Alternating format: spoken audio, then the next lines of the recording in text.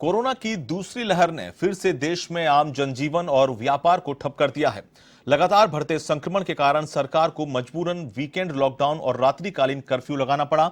वैसे तो सरकार ने जनता की परेशानियों का काफी ध्यान रखा है, लेकिन इन हालातों में महामारी के साथ महामंदी के दौर से गुजर रहे व्यापारियों को भारी व्यावसायिक नुकसान होना तय है।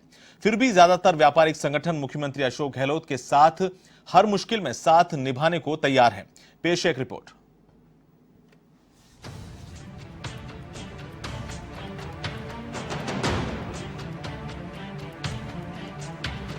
बाजार अभी पिछले साल के लॉकडाउन के दंश से उबरने की कोशिश ही कर रहा था कि कोरोना की नई लहर ने फिर से व्यापार जगत को अस्त व्यस्त कर दिया है। कोरोना संक्रमितों की संख्या में लगातार इजाफा हो रहा है। इसी कारण से सरकार को नाइट कर्फ्यू और वीकेंड लॉकडाउन लगाना पड़ा है। हालांकि इस कर्फ्यू में आवश्यक सेवाओं को मुक्त रखा गया है। इस बार सरकार ने काफी रियायतें दी हैं।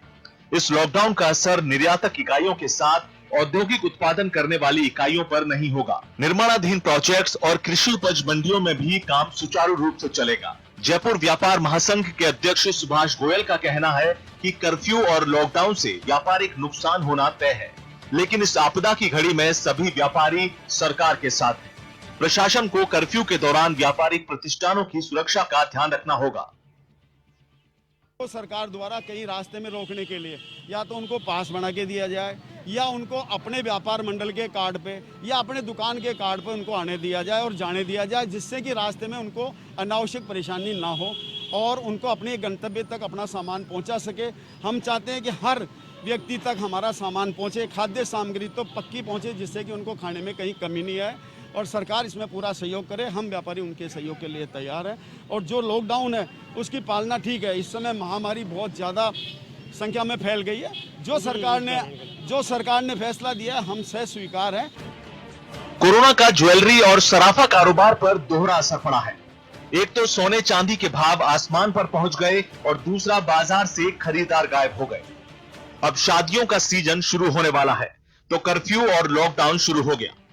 जयपुर सराफा ट्रेडर्स कमेटी ने सरकार की गाइडलाइन के अनुसार अपनी व्यापारिक व्यवस्थाओं में बदलाव किया है।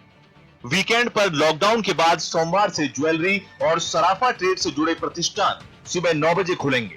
कमेटी की ओर से सोने चांदी के भाव भी 12 बजे की जगह 10 बजे जारी किए जाएंगे। सरकार ने गाइडलाइन जारी करी है कि शाम को बाजार 5 बजे बंद होंगे और सुबह 6 बजे तक कर्फ्यू रहेगा। ये एक सरकार का विषम परिस्थितियों में लिया गया अच्छा निर्णय मैं मानता हूं, परंतु बाजार की दृष्टि से अगर इसको हम सोचते हैं तो बाजार में ग्राहक शाम को ही आता है, तो ये उपभोक्ताओं के लिए और व्यापारियों के लिए दोनों के लिए कठिन समय है। फिर भी सरकारी नियमों की पालना के अंतर्गत हमने ये हमारे व्यापारियों को एक सुझाव हमारे स्तर पे जारी किया है कि आप सरकारी नियमों का पालन कीजिए। 2 गज की दूरी और मास्क जो है वो जरूरी, इसका हमें पालना करनी है और इसकी पालना करते ही हमारा व्यापार करना है। तो हमने हमारे व्यापारियों को सबको एक इस प्रकार से निवेदन किया है कि जैसे हम बाजार 12 बजे 1 बजे खोलते हैं तो उसके स्थान पे हम सुबह 9 बजे बाजार खोलें। तो गर्मी के सत्र में जिस प्रकार यदि ठंड का मौसम रहता है तो ग्राहकों का भी आवागमन सुबह के सत्र में रहे।